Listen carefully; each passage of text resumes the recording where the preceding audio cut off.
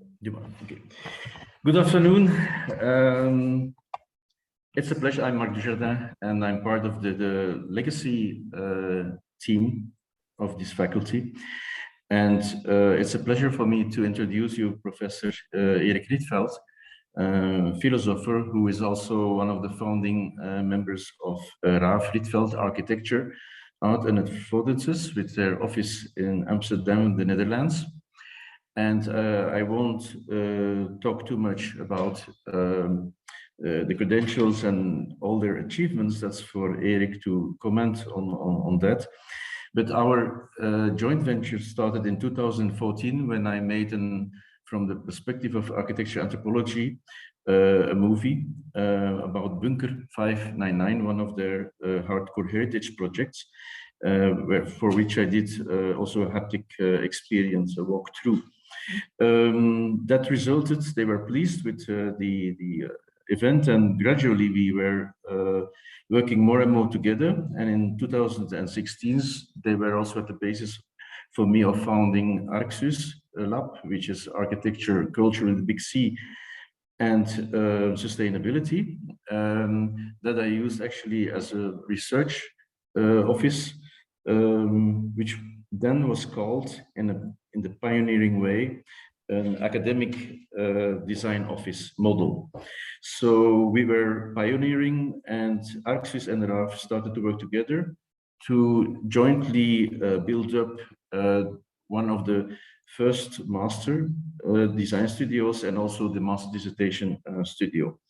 So we were working around two major teams that are derived from RAAF's research. One was vacancy studies, NL, for which they provided us in St. Lucas with all the sites of NDSM site, Amsterdam, Groningen, all very interesting industrial sites, but also contested legacy sites all over Holland, the Netherlands, but also beyond, even in Belgium.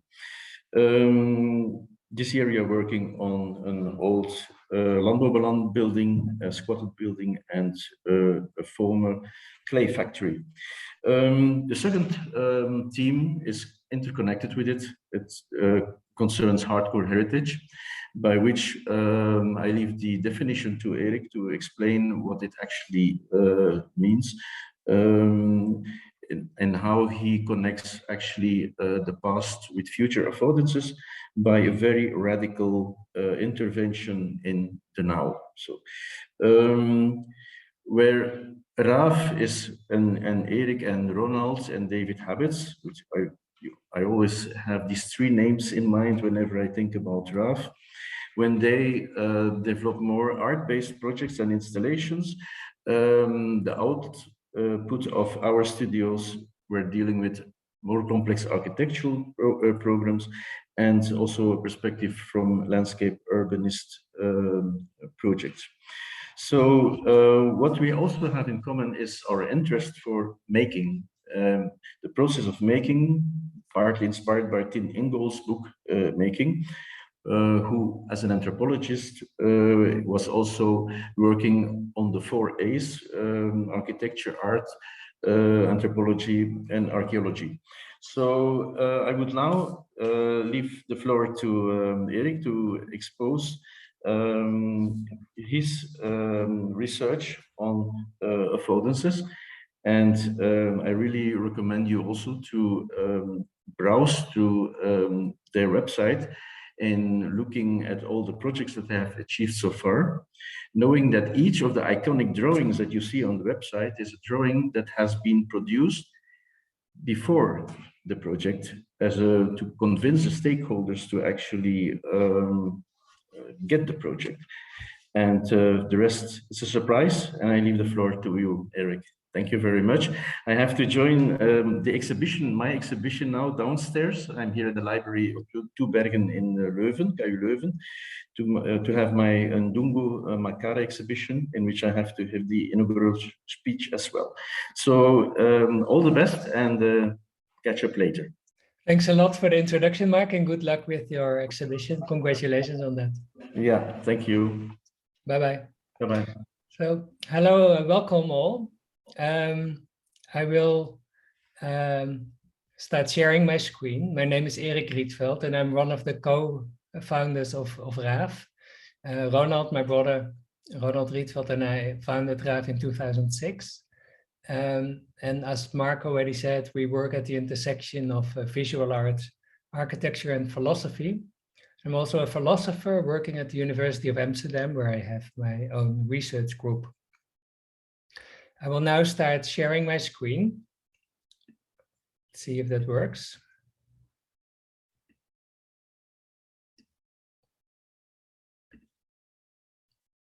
I assume it will work. So you should be seeing an image of Bunker 599 in the snow.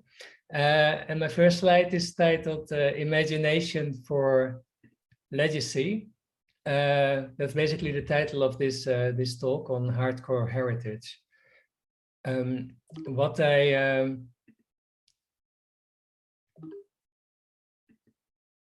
have my somehow my screen sharing is paused, so I go out of the PowerPoint and I do it again. Wait a second.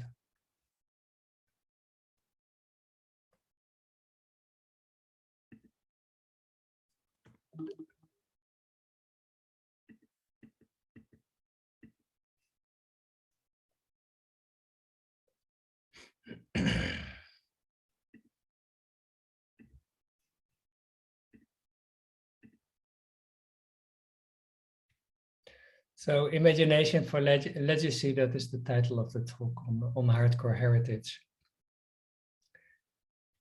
The field that I'm working in as a philosopher is the philosophy of embodied cognitive science. And embodied cognition tries to understand, tries to present an alternative way at looking at cognition. Cognition is often associated with things like thinking, deliberation, but embodied cognitive science has a broader perspective on cognition, where cognition is embodied, and that basically means that in any situation, it's the body that that allows you to be responsive to the situation in a way that that works. On the basis of all the skills that you have acquired over time in sociocultural practices and that you carry with you in the body. So while you're looking at the image, you're using your perceptual skills, but while you're listening to what I'm saying, you're also using your English skills. And the fact that you can do it is thanks to the embodiment of skills.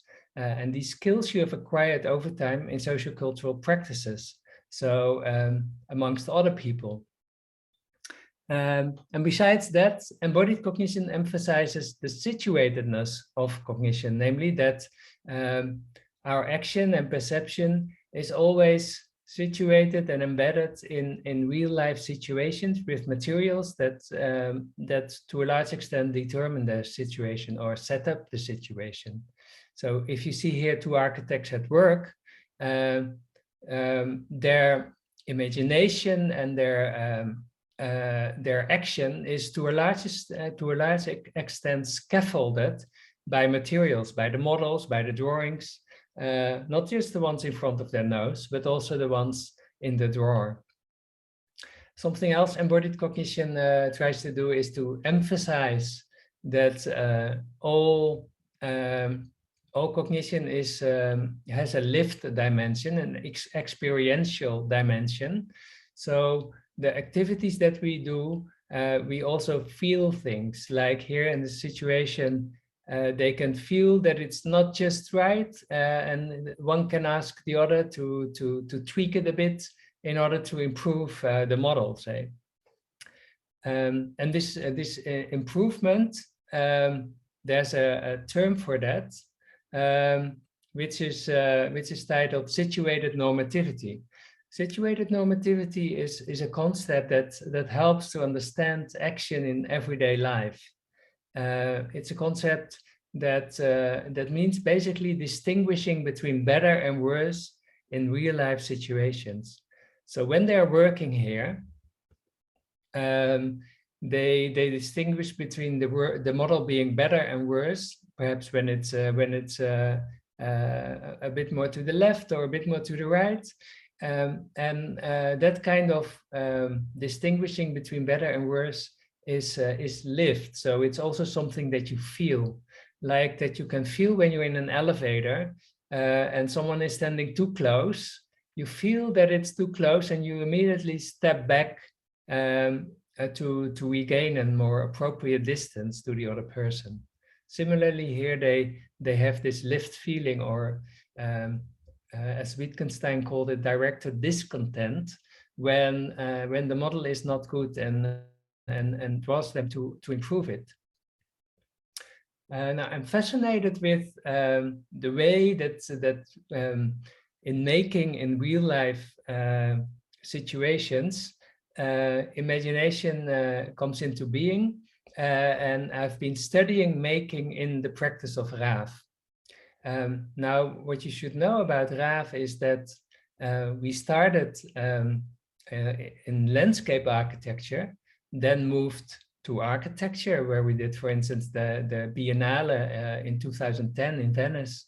And the last, basically since the Venice Biennale, we've been mainly focused on making art installations. So we've moved to visual art.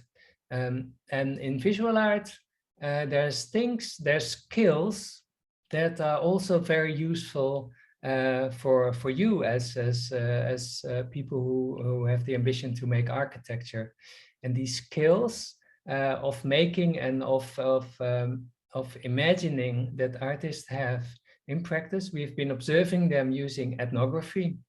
So we have had where ethnographers normally would go, say, to the jungle to observe foreign people. You can also have them in the studio and observe the process of making.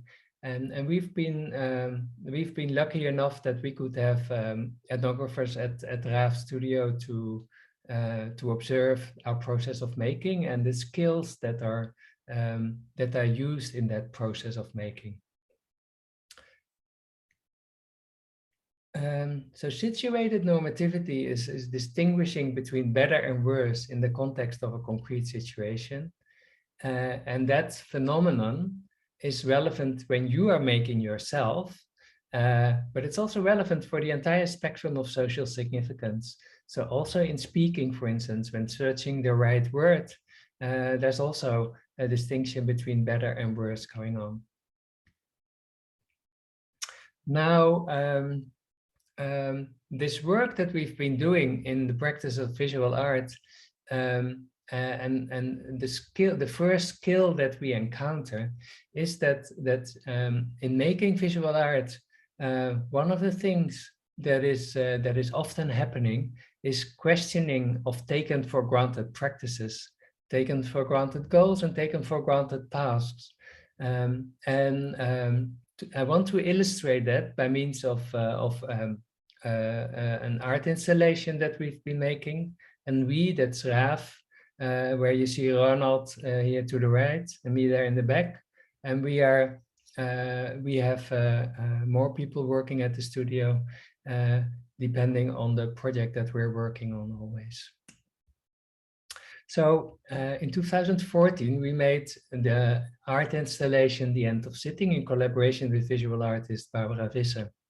The End of Sitting was a vision on the office of the future. We tried to imagine what it would be like to live without chairs, to live in a world where there's no chairs anymore, no tables anymore, but yes, there's still work. How could we live in such a world? What would be an environment that makes us become more active rather than just hanging in the chair all day, sitting behind desk and immovable positions? So then we came up with the End of Sitting installation, which we presented in the art gallery in the center of Amsterdam. And here you see an image in the art installation, where you can also see very well what affordances are. Affordances are a central concept for understanding skilled action. Affordances are the possibilities for action that the environment offers. So, for instance, a book affords reading, a laptop affords typing and using the internet. And this position that you see the person standing in, they're both standing, are positions for supported standing. So the guy on the left isn't sitting, he's also supportedly standing. And the end of sitting is an entire landscape of many possibilities for supported standing. And these possibilities for supported standing, they are only temporarily comfortable. So unlike a chair, which might be comfortable for 8 or 10 or 12 hours, the positions in the landscape of the end of sitting, they are only comfortable, say for 10 minutes or 20 minutes. And then you are basically becoming tired in your leg muscles and you move on to a different position where you use different muscles. So affordances are the possibilities for action provided by the environment. And we have, in my philosophical work, we've been working on a definition to make the understanding of affordances more precise and to enrich the notion of affordances, to show its relevance for many, many different fields of study. And this improved definition is that affordances are relations between aspects of the social material environment in flux, on the one hand, and abilities available in an ecological niche on the other hand. And that's important because it's a very broad concept of affordances. This includes affordances for touching, for speaking, for reflecting, etc. Because if I take here the example of a glass, the canonical thing to say would be that a glass of water affords drinking, and that's true. But this glass of water that I have here affords many, many more things, like using it as in an example in a Zoom talk, or it affords moving it up and down. It affords saying that the glass is transparent, saying that the glass is still filled with water, saying that it affords all sorts of possibilities for touching. It affords possibilities for reflecting, because I can now reflect on what other affordances it offers. So there's many, many possibilities for action afforded by any aspect of the social material environment, and which aspects exactly that such a material aspect offers depends on the abilities available in the ecological niche. And that can be the ecological needs of human beings, or if you are interested in animals, of earthworms, say, or of blackbirds. Every animal has its own ecological niche. And there is the way we think of the person and the environment is of thinking of the individual, the active agent, so to say, in technical terms, and the ecological niche as a coupled system. So there's this very rich landscape of affordances, of many, many possibilities for action. The people are engaging with that on the basis of the skills that they have. The relevant affordances for action, they generate states of action readiness. For instance, if I get thirsty, the possibility to drink from the glass will become a relevant action possibility. And these relevant affordances, or also called inviting affordances, they are in a field of multiple inviting affordances. The field of affordances is basically the situation made up of the relevant affordances in the particular situation. So we should always think of the experiencing individual and the environment as being a coupled system. We've been doing also ethnography in the practice of treating patients with obsessive compulsive disorder. And the image that you see comes from that paper. And if you are interested in learning more on how you can use ethnography to study the field of affordances, I recommend that paper in Trends in Cognitive Science. then, yes, here you see very well how the body and the environment, the body and the landscape of affordances, so to say, are very much integrated.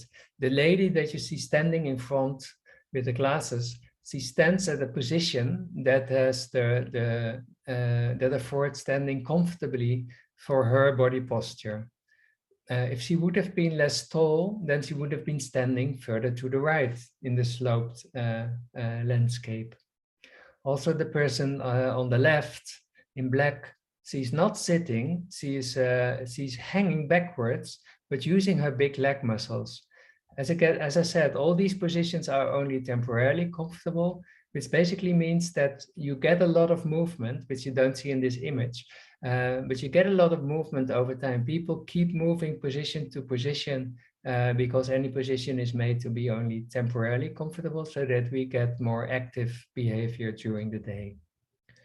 Now, I started out saying that the end of sitting is an art installation, and that's important because the point of the end of sitting is not to solve all kinds of practical problems.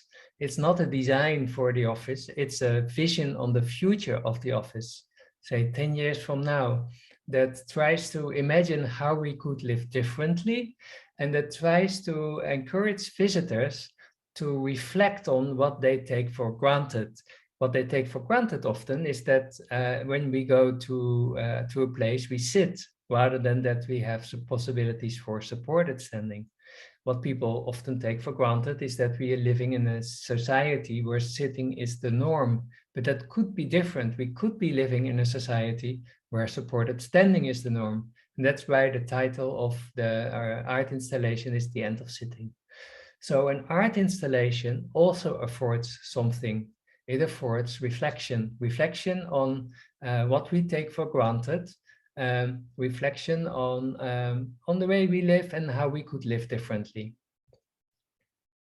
Here you see more images from the end of sitting. So what it shows is that in making an art installation, and precisely because in making an art installation you are not trying to solve all the practical problems, there's this openness to the possibility of having radically different practices. And making such an art installation affords exploring and experiencing what it would be like to have radically different practices. It's very different to just see the image of the end of sitting, or to walk through it and experience it bodily by yourself, to touch it and to feel what it does to your leg muscles, to feel how you get invited to move through the space and switch positions. And what it also affords exploring and experiencing is a future world without chairs. And it questions this taken for granted practices of the sitting society in which we live.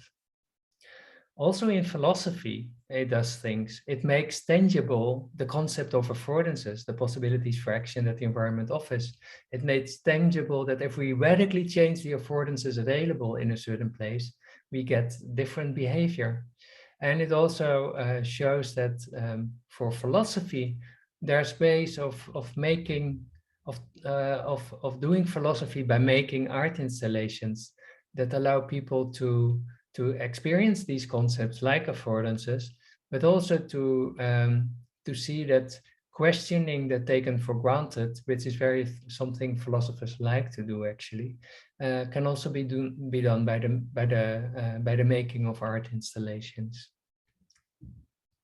Okay, I think I do a short break here to check if there's any questions on affordances so far. So I stop sharing my screen now. And if any of you have any questions, please let us know.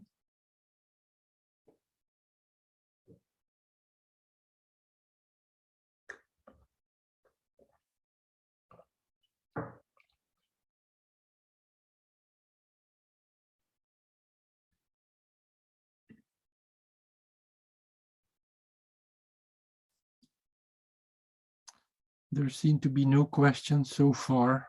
No, I was just patiently I waiting. guess otherwise we would have had some reactions by now. Any questions on affordances? I would like, if there are questions on affordances, this is the best moment to ask them. Is it clear what affordances are?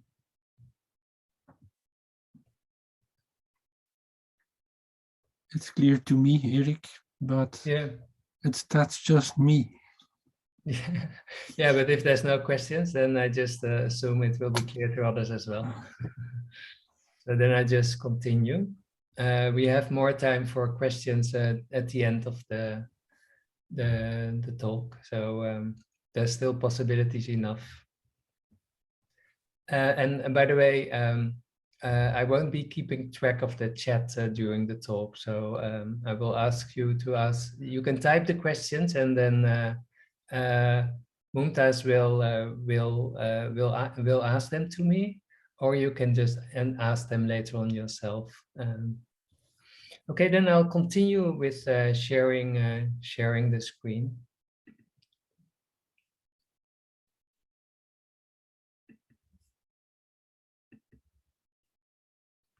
So this is where we were. Then I continue with illustrating the kind of work we make. I think Mark was already referring to it, that we had been that he has been studying Bunker 599, and it's a project. It's actually the first build project by RAAAF. We did it in collaboration with Atelier de Lyon, and it's a very special project.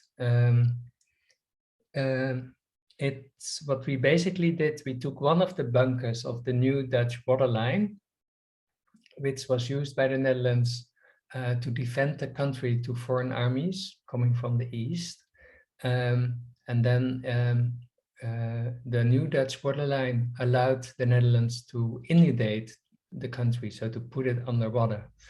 And then there would be bunkers and fortresses to defend strategic places in that waterline. Here you see an image of some of the bunkers of the new Dutch waterline.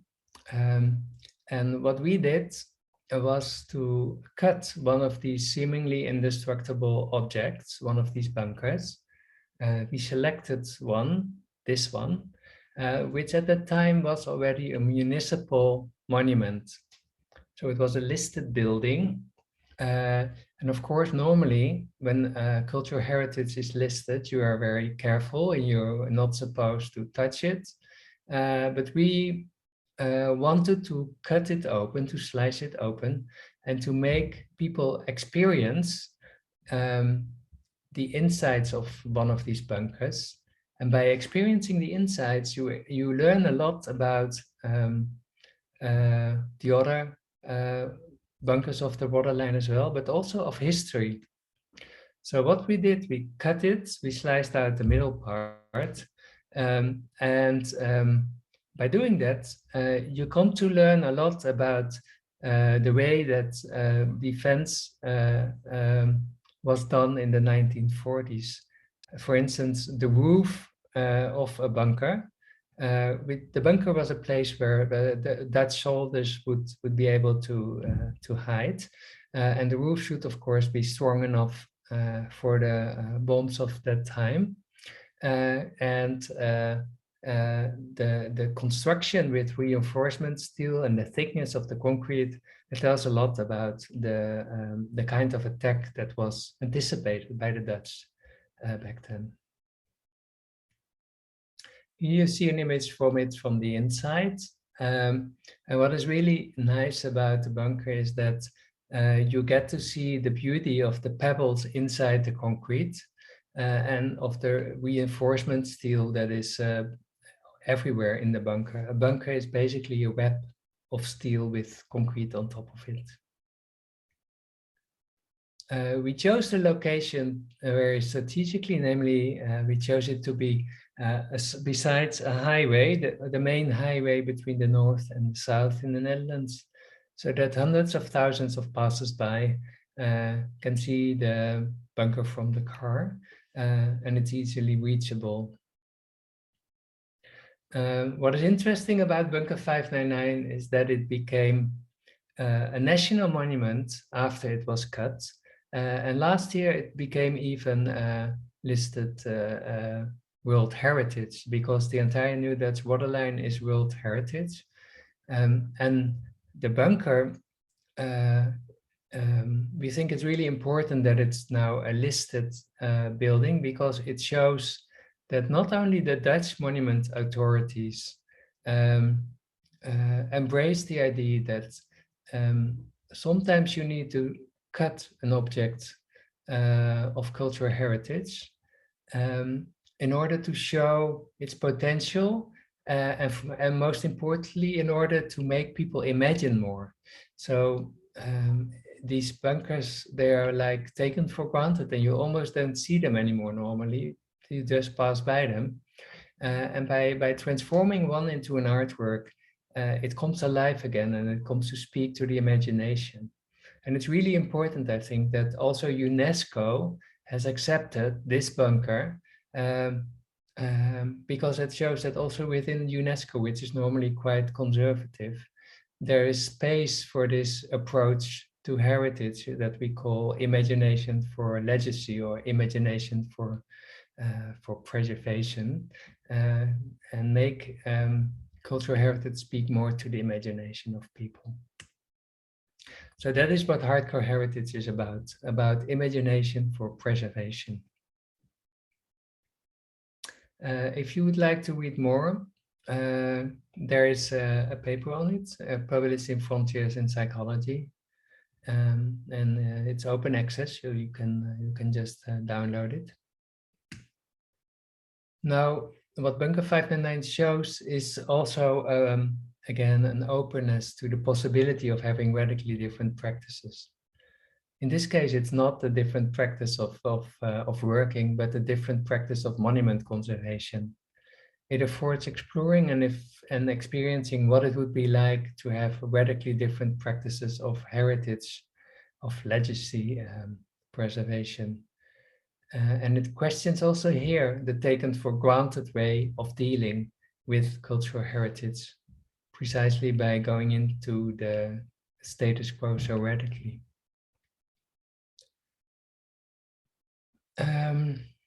And also here, I think it's really important that the work affords experiencing and imagining what it would be like to live by a different set of rules. In this case, a different set of rules of monument preservation.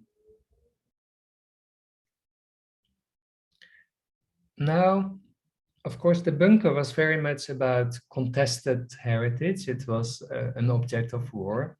A Chinese art historian that visited the bunker said that what he found beautiful about the bunker was that we cut the war, so it became for him a monument of peace precisely by cutting the war.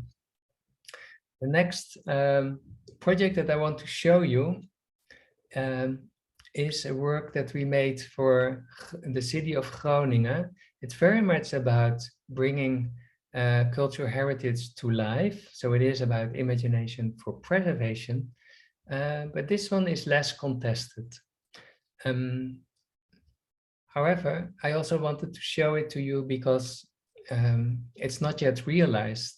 We are still in the process of getting it done. So you can see that, yeah, it's not always so easy to get things realized, because you also need to have a lot of luck that the people that could fund it are willing to pay for it. We normally don't wait to get commissions. We initiate the works ourselves. So the End of Sitting and Bunker 599 and also this new project After Image, they are initiated by ourselves without there being any funding yet. However, we were in close contact with the city of Groningen, because after the demolition of a factory that was used to make sugar factory, there was a terrain that was mostly empty. There were still a few buildings left. And they asked us to make a temporary artwork on that terrain. it was where the large silo was standing. So the silo you see here, the round building. And here you see it on the ground. And if you look well, you still see the fundaments of the silo in the soil. And what we discovered was that underneath there was still this entire forest of foundation pillars. And we wanted to make an installation that shows and that brings to life these pillars as a way of bringing to life the history of the place. That was very important factory for the city of Groningen. Many people worked there, and everyone was always smelling the sugar factory. But more importantly, half of the Netherlands is built on foundation pillars. I'm presenting from home now, and I'm also standing in a house that is built on foundation pillars. So what we proposed was to take out the earth in between the pillars and make a slope access.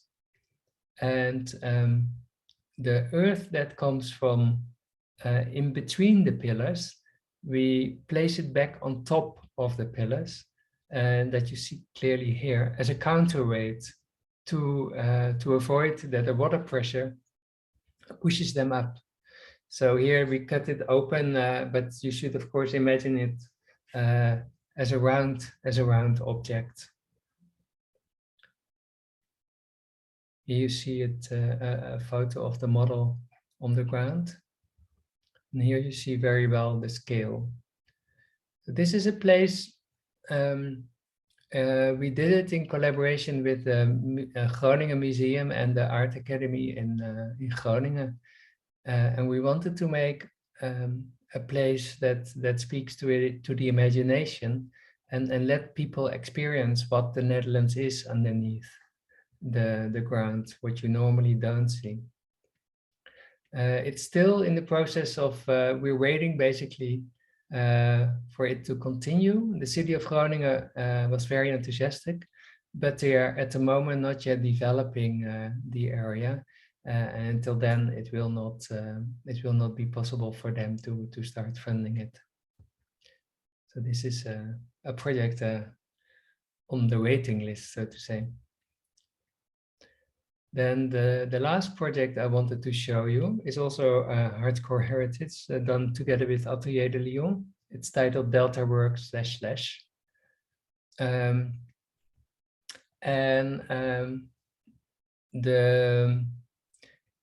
it's built on the site in the Netherlands where 75 engineers are working to keep water out of the Netherlands. And to build an indestructible Holland. In the 1950s, we had huge floods in the Netherlands that killed many people. And after that, we decided to protect this low country by very strong dikes. 75 engineers went to work in a forest in the north of the Netherlands to do all kinds of experiments. And they had, as it were, the ambition to build this indestructible Holland. But of course, in times of climate change, we become very much aware of the force of water and what it can do, as we've seen, for instance, last summer.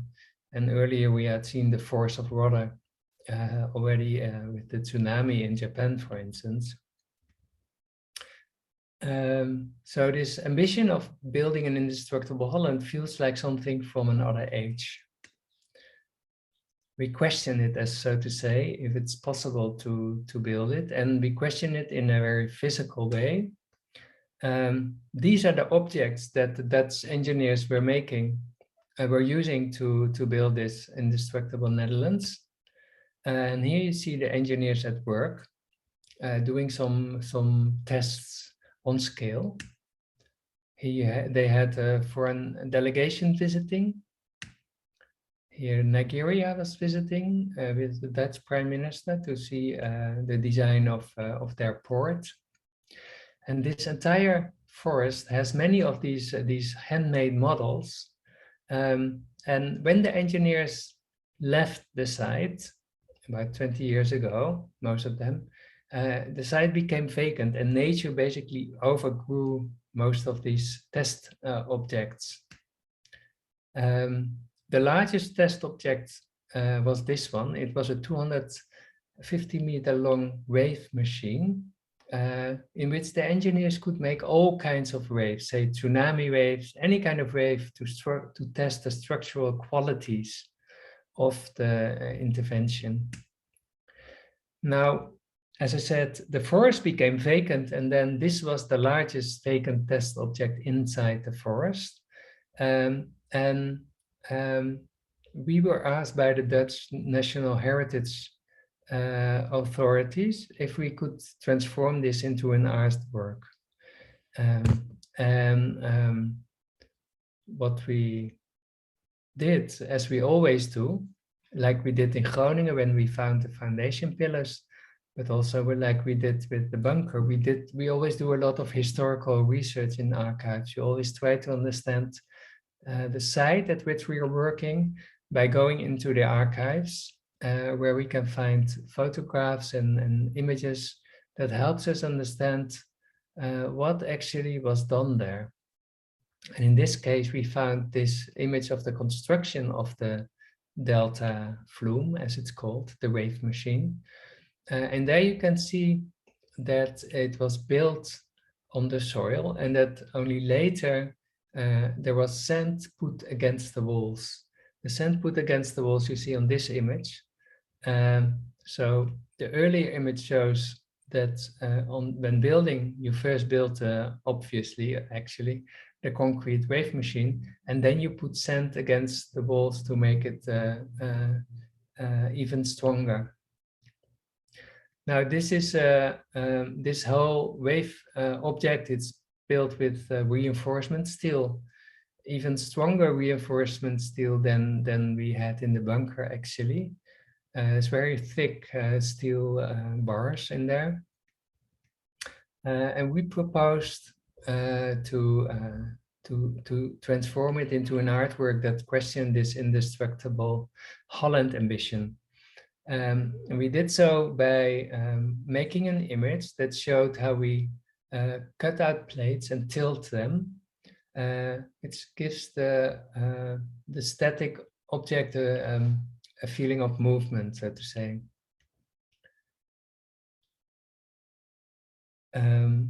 Actually, what's also interesting is that for any project, and that was what Mark was referring to, for any project that we do, in the beginning, we always make an image that we use to convince people that what we're going to make will be interesting. So we make an image that should be attractive and inspiring and make people interested in the project. With such an image, we hope to get people enthusiastic and try to raise the funds for making the artwork. Now, as you see, reality can sometimes be very close to the images that we make when we're trying to imagine what will be done. Even though the process of making always leads to many different ideas, there's often quite a large overlap between the images that we make in advance and the artwork that we made. Here you see an image from the artwork from the inside.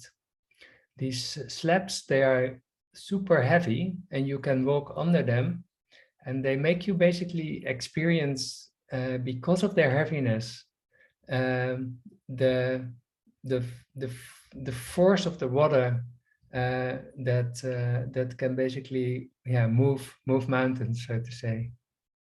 Also, this is a hardcore heritage project, Imagination for Preservation. Yeah, and I think this is already the last slide I've prepared for you.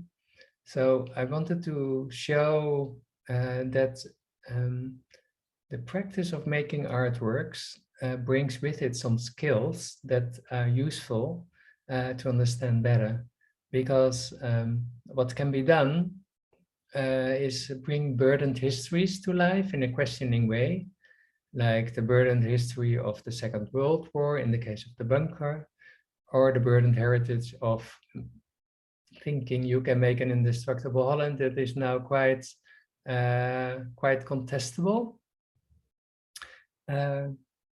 Making art installations help us to imagine and to show how we could live differently, how we could have different practices, because you can experience bodily how it would be like to live differently, because you can be inside them. Like in the end of sitting, you can experience it yourself.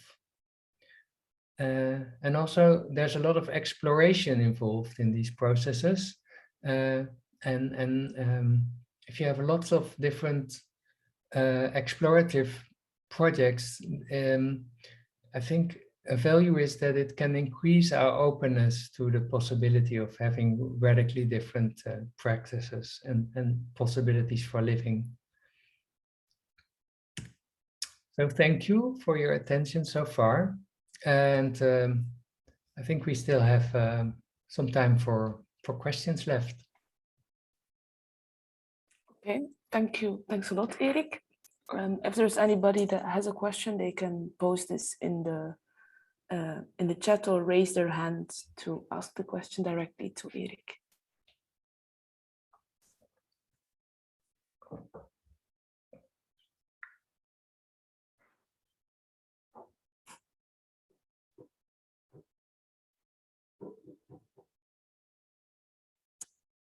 Go ahead, Jo. Oh, you're still muted. You have to unmute yourself. I'm sorry, here I am. So Erik, first of all, thank you for this remarkable lecture, which is different. So the word different came to the fore many times and very fascinating. Fascinations was also one of the first words that we saw in your presentation. You talked about academic philosophy, not only by writing, but also by making artworks, which is a very tempting statement. Can you show us a glimpse of how this approach or this awareness started for you as a practitioner? How did it come into being in the first place? Yeah, this insight. I think when I started to realize that to understand better action, I'm a philosopher as a philosopher, I'm interested in understanding action and skilled action. I came to realize that for understanding action and skilled action, it's quite crucial to look at the materiality involved. We are, as human beings, we are situated in social material practices, and these practices, they shape our behavior. For instance, in Copenhagen, Copenhagen used to be a car-based city, and they managed to become a more sustainable cycling-based city by changing the materiality, namely by making many affordances for cycling paths. These cycling paths were the driver of this whole systematic change of a society for driving to a society for cycling. Research has shown. And so I think that in many cases, we can understand better what people do, both as individuals and as collectives, by paying more attention to the material environment in which their activities are situated. And when you make things, you can tweak the material environment and see how people respond differently when the material environment has been changed, like the end of sitting shows quite clearly. You get very different group dynamics, for instance, in the end of sitting than in a normal lecture hall. One of the guys who was there as subjects in an experiment done by human movement scientists, they had to give a presentation to the group, and then one of the guys who had to give a presentation didn't do it standing, but went laying down on top of the end of sitting installation. And that's something that you would not have seen in a classroom. So changing the material environment also, yeah, gets people out of the box in their habitual way of acting. Yeah, as a philosopher of affordances, I told that affordances are these relations between aspects of the material environment and abilities. So you can really show quite clearly the impact of affordances on our behavior by changing the material side of that relation. And if you are sending out this message from where you are towards architecture, how does it differ, or is it the same as when you send out this message from your place to the world of, as you call it, academic philosophy? How do they react on that? Yeah, I think that what architects do, they also shape the affordances for people to live in. So they construct aspects of our living environment. And I think also for architects, it helps to think a lot in terms of the possibilities for action that are provided by what they make, and to keep in mind that any material aspect can have multiple possibilities for action, and that you can also promote a kind of openness for people to, so you don't need to fully design everything.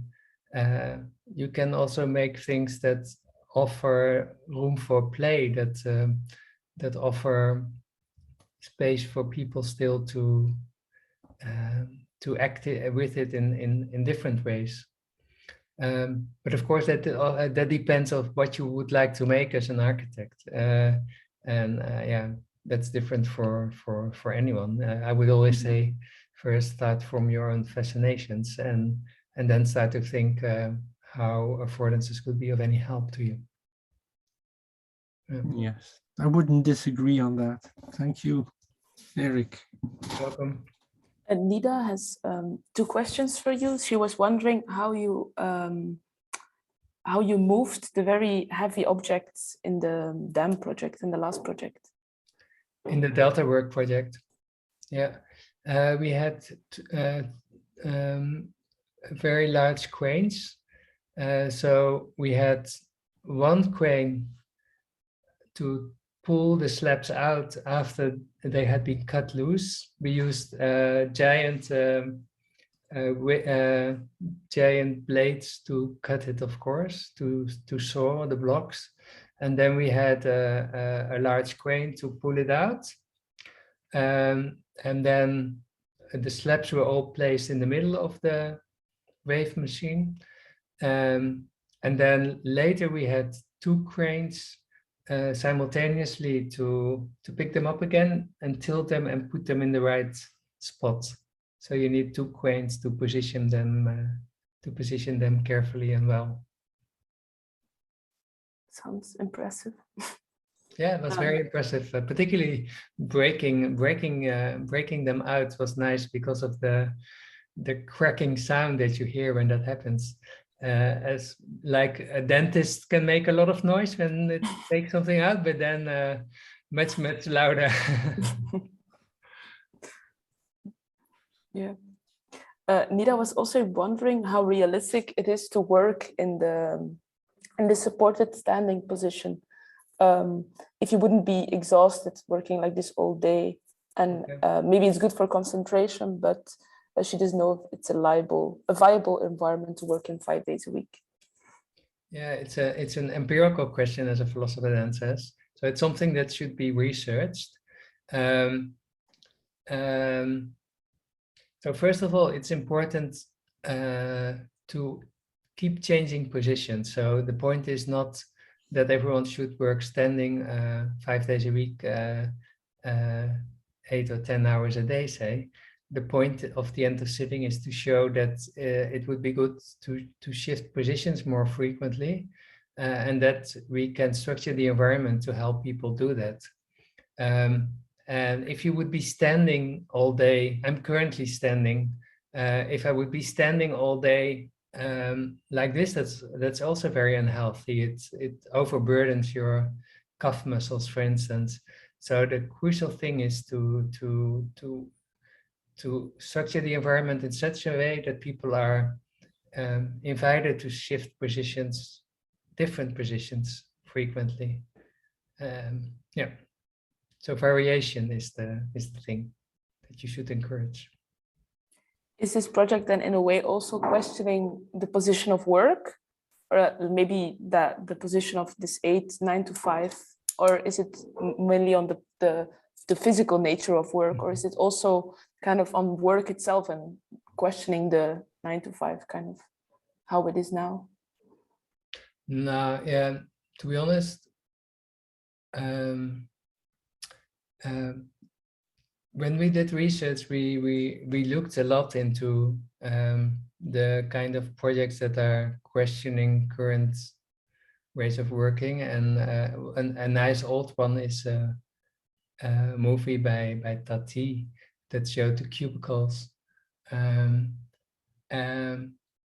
But what we were mainly interested in was making this landscape of many different possibilities for action, and that would stimulate people to reflect on their habitual sitting behavior. So it was more limited than trying to make people reflect on, say, the position of work in our society. Yeah, no, it was more focused than that. Yeah. Thank you. If there's any other questions.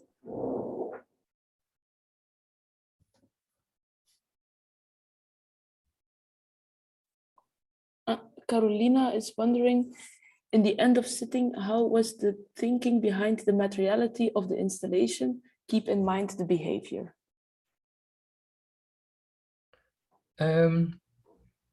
Not 100% sure I understand the question, but I'll answer, and if that's not what she meant, then she can ask a follow-up question.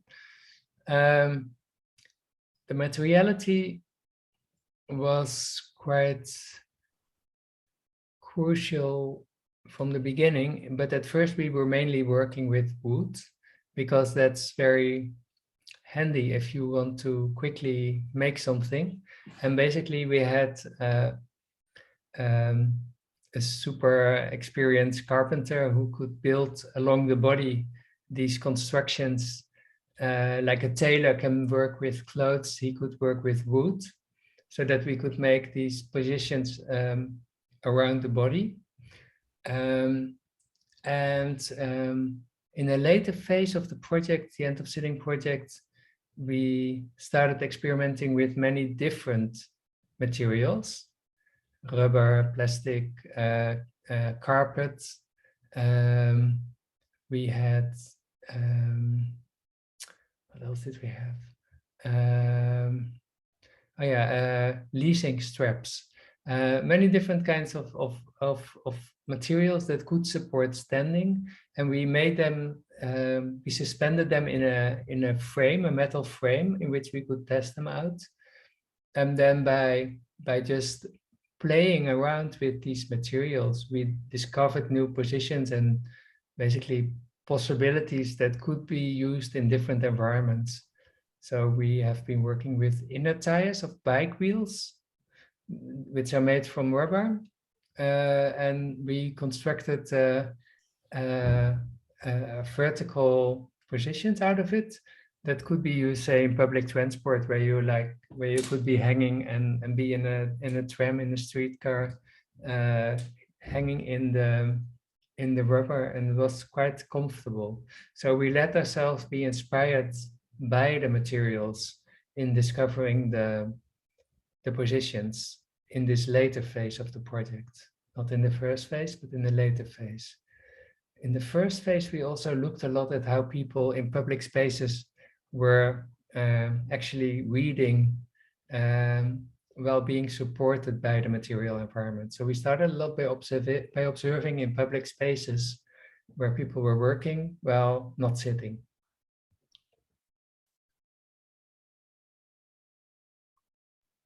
I hope this was clear. She says thank you.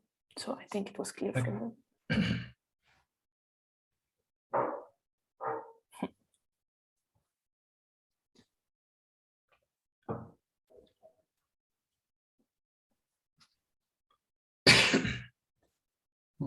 Thank you, even with a smile.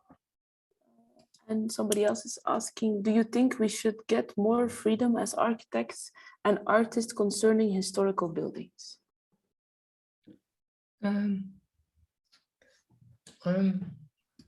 Depends.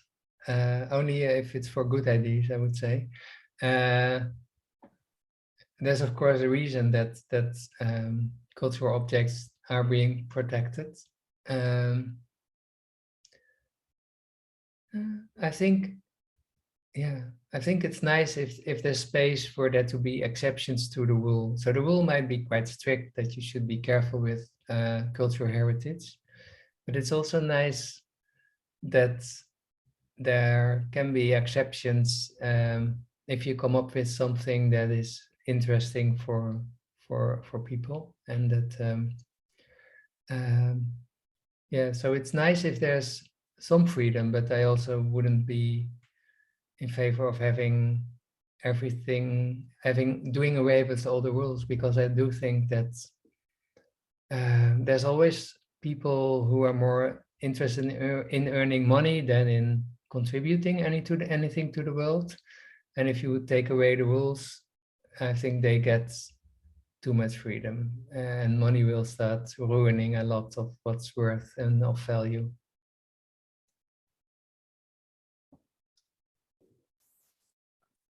Interesting point. Alberto is wondering, first of all, thank you very much for the insightful lecture. I wonder if the searching for affordance, there might be many possibilities. How do you manage to arrive at the right one? Also, when in some case there is a number of actors involved.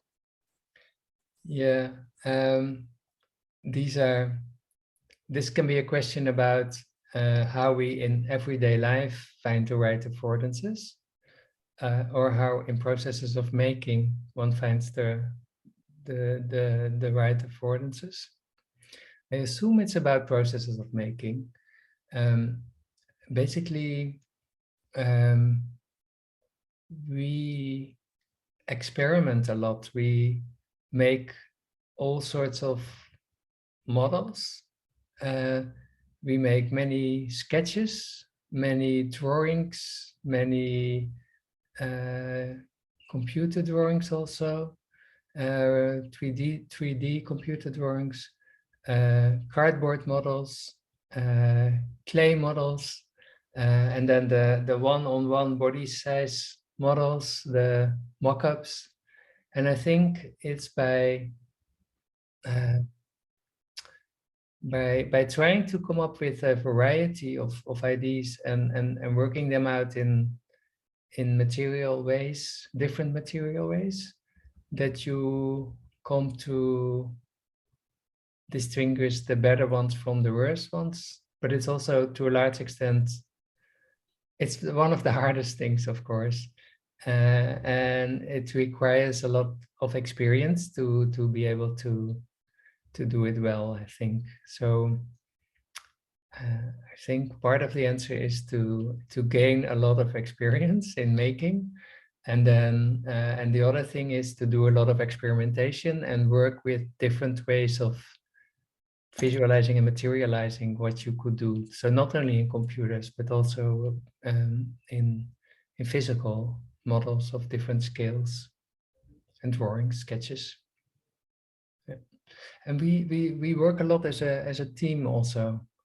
So it's also not something you do by yourself. You ask people for feedback. Very experienced people, but also often the interns can have good ideas. Everyone can have good feedback on what you're making, and you should be open to these different kinds of input. Alberto, thanks you for the answer. And he is wondering, how do you manage to convince big organizations, for example, UNESCO, to fulfill your positions? Yeah, convincing is one of the skills that is quite crucial if you want to make work in public space. My brother Ronald is really good at that, but I think the main thing I already told, namely we make an image that should be convincing, and that should get enthusiasm for what we would like to make.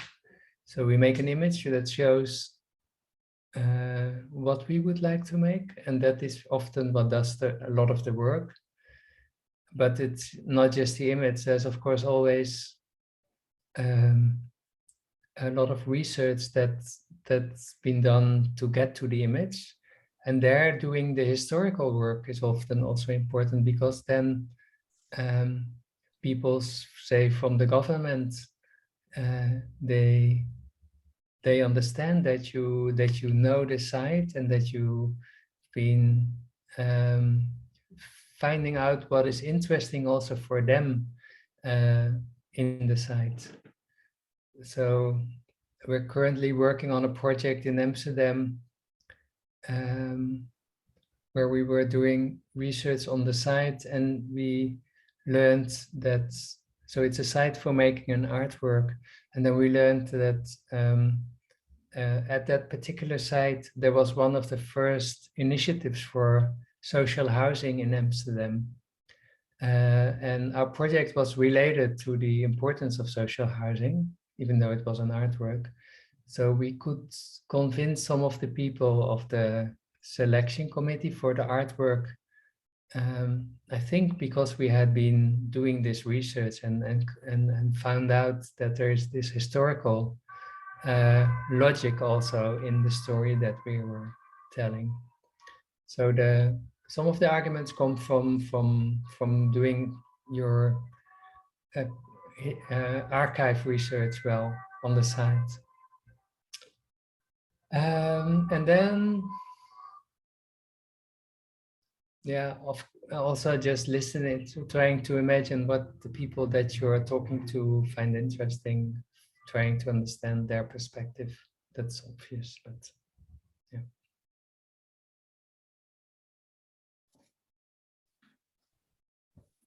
Thanks a lot.